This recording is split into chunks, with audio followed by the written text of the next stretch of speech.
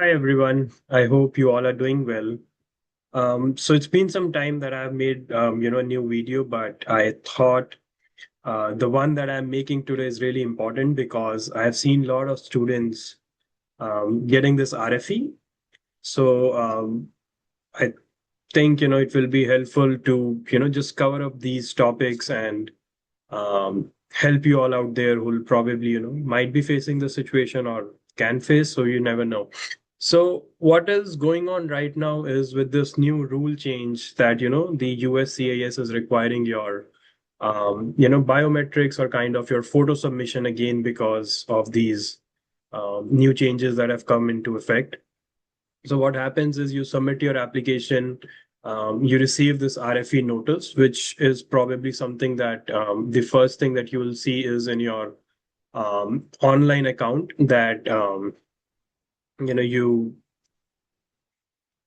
you get this RFE where they'll tell you that I'm reading one from the one that I have received from someone is that with changes in more screening processes, there are more security and integrity added to the immigration system, and then the self-submitted photographs are no longer accepted by USCIS. So what happens is that you have to go to a new you have to get your new photographs done, and you have to go to an ASC center to have those clicked. So this is the RFE. And what the process from here is that you get this in your online account, and then they'll tell you that, a new notice will follow in mail. So do not panic at that particular point. Wait for this new notice to come in your mail, which will have instructions for you to go to this ASC center and get your photographs done. So what the process is, once you get this notice, see what your time is on what your location is for your ASC center, and I am pretty sure that will have all that information for your new appointment. And do not do anything till then for your RFE. Once you have this paperwork, go to the ASC center, get your appointment done.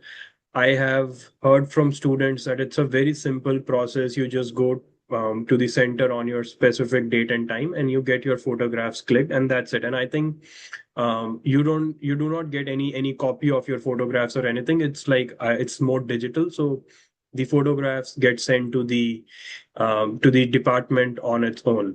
But you do get a notice or a document stating that you had this appointment done, which will come in which will come in handy when we are submitting this RFE response back. So once you are done with this process, now what you need to do is you need to submit back your RFE. And you can do that either online or offline, but online is always preferred because it's quick. So once you get this done, go back to your online account, upload back your cover sheet, your RFE notice, and then upload your ASC appointment documentation that you got verified, like where you went for the appointment and you got your photograph clicked. Whatever receipt you'll be getting or whatever final documentation you'll be getting, make sure you upload that as well. Now, when students reach out to me, they are, sometimes confused what the sequence is, whether you need to have separate PDFs or whether you need to have one PDF. So what you need to do is just upload everything in one PDF. Make sure your cover sheet. Now, what your cover sheet is, it's basically your document, which is the document that has your boxes on that, and it says cover sheet. This is the page that goes on the top. So this becomes your first document, and you do not need to select anything unless you have an address change or you are attaching something specific on that sheet, which is a new G28, additional fees, additional forms, things like that. But since I'm talking about this particular RFE, which is your ASC photos RFE, you do not need to select anything if you're submitting it on your own and you don't have an attorney doing it for you. And if your address hasn't changed from your initial submission to this RFE submission, no need to select anything. Just upload this back. Make sure this is your first page, followed by your RFE notice, which is your two-page document that tells you, you received this RFE, what your date of submission is, things like that.